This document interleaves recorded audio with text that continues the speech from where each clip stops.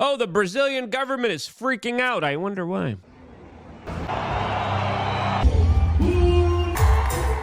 Oh, yeah. That's probably why, as the Brazilian government just literally banned Twitter from its entire country, threatening its citizens with fines over $8,000 if they dare to use a VPN and see information that they didn't personally approve to see with your very own eyes. A crazy situation that I think is a perfect blueprint for what might be coming to the rest of the Western world, specifically here in the United States, if things continue the same politically as they are right now. I'll make that argument in this particular video, as a lot of people are arguing that Brazil took a major step forward towards total totalitarianism after the Brazilian Supreme Court just ordered the full suspension of one of the biggest social media companies in the world. This, as Justice Alexandra de Moraes, as particularly captured here in these photos that were retweeted by Elon Musk, threatened to suspend Twitter if Elon Musk didn't swiftly comply with the government's orders on censoring speech in its country. Elon Musk responded by, of course, making fun of this rightfully described tyrant, and this tyrant shut down all of Twitter for the people of Brazil. This, as of course we have to remember, earlier this month, Elon Musk removed all of its legal representatives from Brazil as the judge there was threatening them with arrest. The tyrant judge then ordered a new legal representative to be there for that company, as of course in Brazil there is a law that specifically details how any foreign company that wants to operate in Brazil needs to have a legal representative. Twitter didn't appoint one since, of course, the government threatened to put that person in jail. And based off those larger escalations, it led to the inevitable shutting down of this large social media platform. As it's important to note here that there are many allegations from the Brazilian government literally going to these social media companies and demanding the censorship of not violent speech or illegal speech, but political speech that, of course, the government just didn't like or want propagated to the rest of the citizenry. Again, acting as a form of kind of an Orwellian thought police that, of course, wants to be able to literally and figuratively be inside of your mind, as, of course, they don't think you have the right to discernment. They don't think you have the right to hear other political discerning opinions that, of course, the system is just allergic to. This, of course, being a major hallmarker in all kind of dictatorships that are absolutely undemocratic, immoral, and are correlated with larger economic decay, which now a lot of people predict to further escalate inside of Brazil. Now, very interestingly, a lot of this is being organized by one particular judge that has been dubbed Voldemort, that resembles and looks a lot like Voldemort, as many people compare his actions to be very similar of Voldemort, as the judge here represents a political party that is dealing with a significant amount of protests, as many people have some serious questions about the legitimacy of the current Brazilian regime that looks more and more insecure to the opinions and thoughts of the local population that they rule over. As Elon Musk tweeted that the people of Brazil are not happy with the current regime, posting a photo of a protest that just happened there a few months ago, with End Wokeness saying this is why the regime is panicking. As of course, if you had such massive protests, if you had a lot of people not taking seriously the legitimacy of your rule, what better way to, of course, control them than to not allow them to think at all, not allow them to talk at all, not allow them to, of course, be able to send messages to each other, showing that they're largely all on the same page with their discontent against government. That's the train of thinking that is prevailing here in Brazil, and therefore becoming that much more dangerous, as Michael Schellenberger decided to give us an outside of the Brazil perspective here, which I think is right on the money, as he says, you might not care about the censorship and banning of X in Brazil. You don't have to. That's because what's happening there isn't really about Brazil. It's about the country being used as a laboratory to roll out totalitarianism worldwide. We ignored it at our peril. And I would absolutely agree with him a little bit the larger sentiments here, as it's fair to say that this form of censorship, the way that this all unfolded, is happening in many parts of the world and soon will be expanding to a lot of other places, as the blueprint of what happened here probably will be happening to the rest of the world. As, of course, a judge, a bureaucrat, a politician just arbitrarily says, you know what? You're not doing exactly what we're telling you to do. You're not censoring the political voices that we want you to censor. You are banned.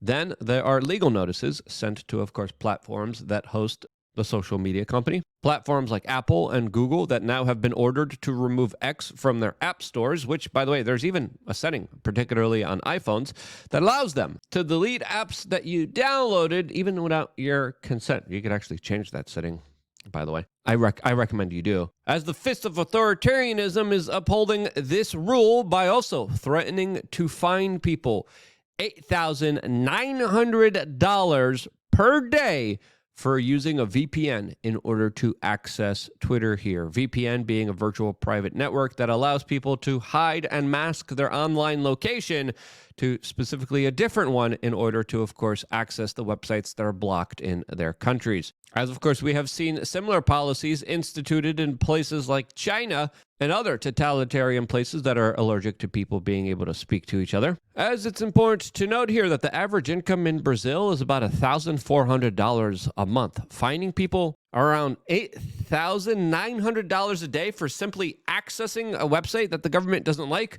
seems like cruel and unusual punishment. As of course, this is not the first bout with online censorship that Brazil has started to implement, as of course it also has banned Rumble, another alternative free speech social media platform that Brazil demanded they banned particular voices on, which of course they refused. As now, very prominent journalists inside of Brazil and other politicians and activists are taking to Twitter to publicly announce their kind of civil disobedience by disobeying the laws here. As a Marcel van Houtman tweeted, "In Brazil, we do not have X anymore since midnight. I am tweeting this with a VPN. This tweet might cost me around $10,000 according to the decision of Tyrant judge Alexandre de Moraes, friends with Lula, the president of Brazil, as he announced that, quote, "My dignity is worth much more than that. Actually, it is priceless. I will keep tweeting regardless of the state prosecution of threats because I believe in freedom of expression, democracy, and real justice." Later on, going on and saying, "Thank you, Elon Musk, for standing with us. Your attitude against censorship and authoritarianism are giving us hope and strengthening our cause for freedom in Brazil." As it's important to note here that there are still some weasels in our modern day society that are calling for the arrest of Elon Musk for allowing us plebs to be able to talk to each other. One of these brown-nosing authoritarian statists is Robert Reich, depicted here as he released the latest article from The Guardian titled "Elon Musk is out of control. Here's how to rein him in," as he literally called for regulators around the world to threaten Musk with arrest if he doesn't, quote, allegedly stop disseminating lies and hate on X. Now, who gets to determine what's a lie? Who gets to determine what's hateful? Well, of course, the authoritarian bureaucrat that's allergic to criticism, and somehow the criticism against him is also hateful, is also lies. Very conveniently, as of course, this article should be laughed at, should be ridiculed here. But sadly, it has the full approval of the establishment here. As of course, these are the larger dangerous talking points out there that a lot of sociopathic, crazy, ninny control freaks are trying to normalize. And it's not normal to try to arrest someone for allowing us to be able to speak to each other. All of this as the situation in Brazil gets more serious and heated, as the judge now is specifically going after the finances of Starlink, something that Elon Musk has personally donated to the state of Brazil in order to help out with its Amazon forest, as their finances are now frozen, as the judge there is trying to go after anything and everything that he could get his hands on in order to stop people's ability to criticize him and the government that, of course, he is closely aligned with. Now, The Guardian also tries to pinpoint that this is somehow Elon Musk's fault here by saying he refused to comply with local laws. Again, these local laws were arbitrary. They were made up. It was a judge saying, "I don't like his political voice. We have to get rid of it." That's literally not the law. It's a totalitarian dictator literally just being absolutely weak and pathetic and adverse to criticism. That is not law, you bootlicking, Stasi, pathetic little weasels. As of course, the corporate media cheering this on is absolutely ridiculous and highlights the larger kind of information conflict and battle that is unfolding right now in Western civilization that is absolutely key and critical for the freedom that we should be doing everything in our power to peacefully hold on to. before it is absolutely eviscerated. Now, Bill Ackman also makes a very interesting point about the larger finances of what's happening here, as he details how the shutting down of X and the freezing of the bank accounts of Starlink, quote, put Brazil on a rapid path to becoming an uninvestable market. China committed similar acts, leading to a capital flight and a collapse in valuations. The same will happen to Brazil unless they quickly retreat from these illegal actions. As Elon Musk retweeted this by saying investing in Brazil under these current administration is insane. When there is new leadership, there will hopefully be change. As it's fair to say that the big winners here are definitely the VPN companies that the government is going to have a very difficult time finding out that people are using, especially if they have anonymous accounts, as online anonymity, online freedom is directly correlated with each other. And a lot of times, it's not always peachy, it's not always perfect, but it's way better than, of course, the inverse of that. And that, of course, is a total track, trace, and database society where the government will be abusing its position of power absolutely in a full, uncontrolled, unaccountable way when it gets the ability to, of course, monitor every little single thing that you do. As searches for VPNs in Brazil have just skyrocketed, as other online commentators like Mike Bangs are raising the alarms with everything that's happening here, specifically demanding that Republicans in Congress decide to act here, which they probably won't. As it's very interesting that we haven't seen any kind of rebuke here, any kind of action here from the Biden administration, as of course, an American company is being directly attacked by an administration that they are helping propped up. An administration in Brazil that, by the way, is becoming closer and closer to China. The previous administration that the Biden administration helped kicked out, that they specifically sent Secretary of State Anthony Blinken to interfere with, that they specifically invested in, is the current regime that's in power right now. The regime that's in right now is the one that the Biden administration helped put in power. The previous one that was more aligned with American interests and goals and connections and finances, that's the one that, of course, is trying to have some kind of political sway, some kind of political voice here. And those are the individuals that are being censored. And that's probably why the Biden administration probably isn't only secretly cheering this on, but might be even secretly coordinating all of this, as this is, to me, the kind of beta test, the dry run for what will happen in other Western countries if we keep complying and being on the same political trajectory.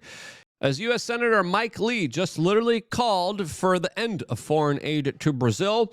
And if we had a competent State Department, if we had a bunch of individuals that actually knew what they were doing, if we actually had a government that stood behind its citizens, its people, its companies, that would be the right move to absolutely make here. As, of course, all foreign aid is essentially theft anyway. And I agree with the larger sentiments of Elon Musk here, as, of course, he details severely how there is a larger effort here to undermine the U.S. Constitution, as many corporate media outlets are cheering on this censorship, cheering on this 1984 Orwellian technocratic society that, of course, they're gaslighting us into. As free speech is essential, as perfectly described here by Elon Musk, that previously had this to say about this particular topic that is absolutely important during today's latest events. Free speech is the bedrock of democracy, and free speech is what allows atrocities to be called out and for people to be aware of them. That's why the Germans wanted to shut down the press immediately. So anyway, I think we should do everything we can to preserve free speech. And when we lose free speech, I think we lose democracy. It's not just democracy, it's freedom. It's the ability to be able to think. It's the ability to be able to transact. It's the ability to be able to live without the government boot stomping on your face. As, of course, free speech is essential towards a free society. Without it, we aren't. And it is the largest, most important battle that we are currently involved in. And if you agree with that, share this video with your friends and family members. It is more imperative than ever, as, of course, free speech has been one of our core principles that I have been personally fighting for over 20 plus years. If you want to support those efforts, you can directly on lukeunfiltered.com. Click the link down in the description below. Sign up for whatever your financial situation allows you to. You can sign up for $8, $15, $99. It really does mean a lot to us, and it makes a significant difference, as, of course, we need your help more than ever when it comes to, of course, fighting this larger information battle out there that is essential with your direct support and participation. Also, as a member, we do really cool things like nature hikes. We're going to be doing one in Tampa soon. We're going to be doing a beach day here in Miami as well. We're going to be doing a lot of really cool, fun stuff, which you could participate in directly, all just by simply signing up to LukeUnfiltered.com. Again, if you haven't signed up, please do it now. If you've been thinking about it, now's the time. Really, we want to up our game. We want to have more people here. We want to hire more people. We want to do more projects. We can't do it without your support. I have so many different ideas. I have so many things I want to do. I can't do it because we don't have the amount of people here to do it. You could change that right now. Sign up to LukeUnfiltered.com because you do, because you share this video, because you care about free speech, because you are here on the front lines with me. This is why. I love you guys. Stay tuned for more here on youtube.com/wearechange.